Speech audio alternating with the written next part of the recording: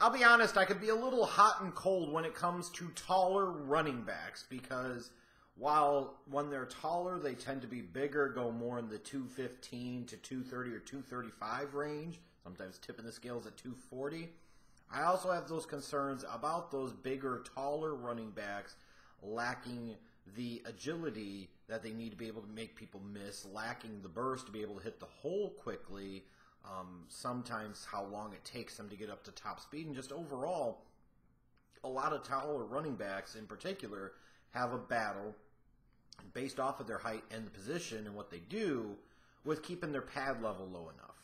And they tend to run upright, which can be dangerous for a variety of reasons at the NFL level. Sometimes it's not that much of a concern, and sometimes it is.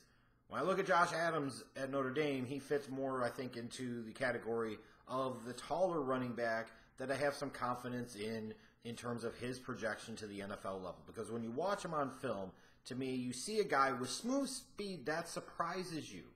It will. It takes him a little bit to get up to speed, mind you, but he's got some home run speed. He had a lot of big runs the past couple of years at Notre Dame, and that was in large part because once he got into the crease, once he hit the hole, and he got to the second level, it was hard for guys to catch him from behind. And even when he's running, it doesn't look like he's putting max effort in. He doesn't look like he's putting in a lot of effort as a runner. But it's almost similar to Eric Dickerson in only this sense. Now, only this sense when we're talking about Dickerson is the fact of Dickerson looked like he was jogging, and rarely was he caught from behind once he got in the open field.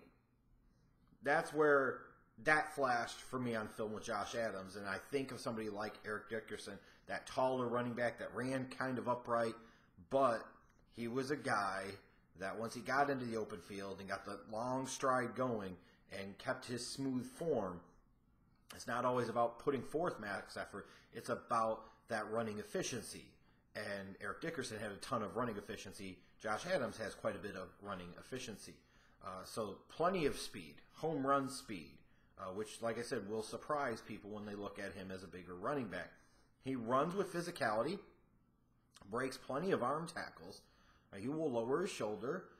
He will break quite a number of arm tackles, be able to fight for additional yardage. And for a guy like him, yes, he's taller, but he's not the thickest running back in the world. I was worried about, this big guy, this tall guy, isn't going to run very physically, and he didn't. He ran with plenty of physicality, enough to where you would feel comfortable projecting him as being able to run between the tackles at the NFL level. He's also got incredible vision and patience. Now, one thing I like about this running back class is quite a number of these guys, the top name guys, the second tier guys, a lot of them have really good vision and patience, and in plenty of cases, like with Josh Adams, a combination of both of them. And to me, he's among the best in this class in terms of his willingness to be able to wait for the blockers to develop, his patience with not just crashing into the back of the line, with the ability to see when the hole is going to open up, where the hole is opening up, being able to identify cutback lanes and such at the second level. He's really, really good there. He's also got some upside in pass protection, and he's got a little bit of receiving skills as well. So he's got 3 down back, 4 down back, if you want to say, potential at the NFL level.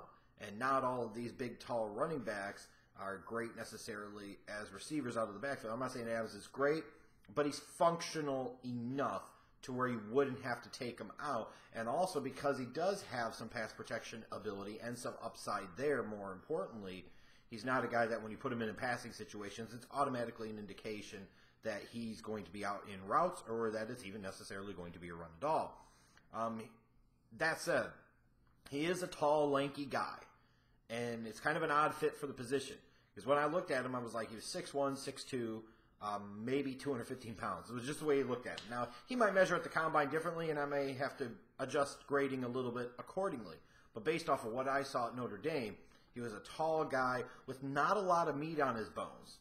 I mean, he was swollen a little bit. He was put together, but he didn't have a ton of mass on him, just pure raw weight and mass. And when you're talking about bigger, taller back and running between the tackles, that's a little concerning to me. It really, really is, because you're talking about a guy that's naturally going to have trouble running with great pad level because of his height. And I feel like in part that has contributed to him over the years having to miss parts of several games with different injuries, even if they're smaller injuries. I know back in high school he tore an ACL.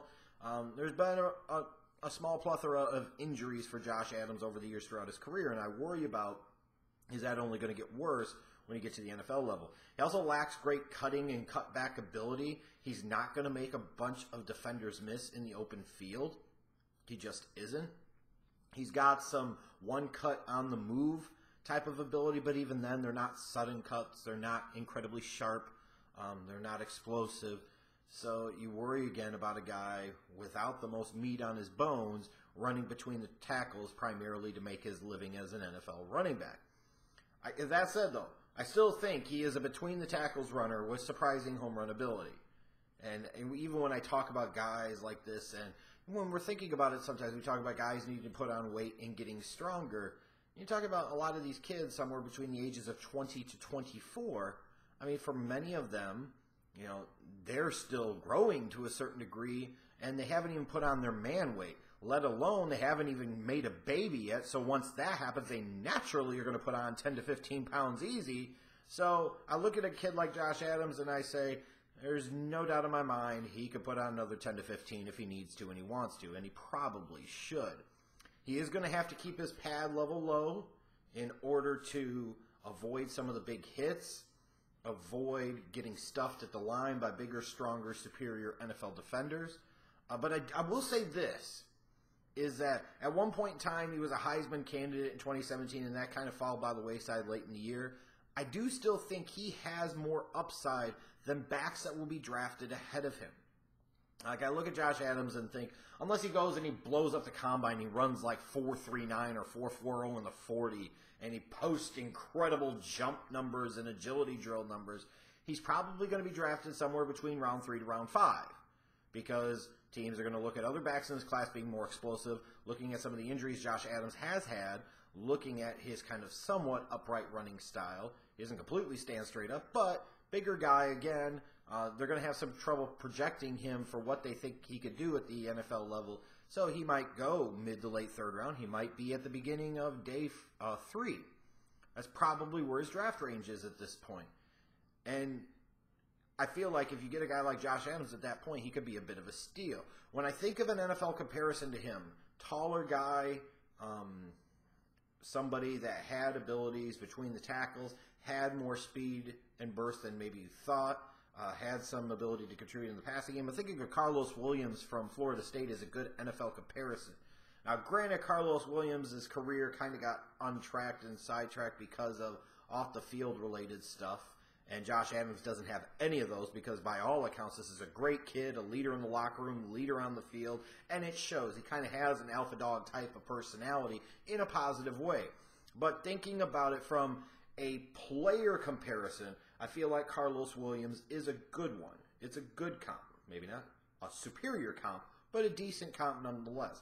Carlos Williams was a bigger back, but he could run between the tackles. He could run with some burst, and he can catch the ball and get a few yards in the passing game. And that's kind of what I see out of Josh Adams. And Carlos Williams, if I remember correctly, when the Bills drafted him, went in like the 5th round, and that was primarily just because of off-the-field concerns.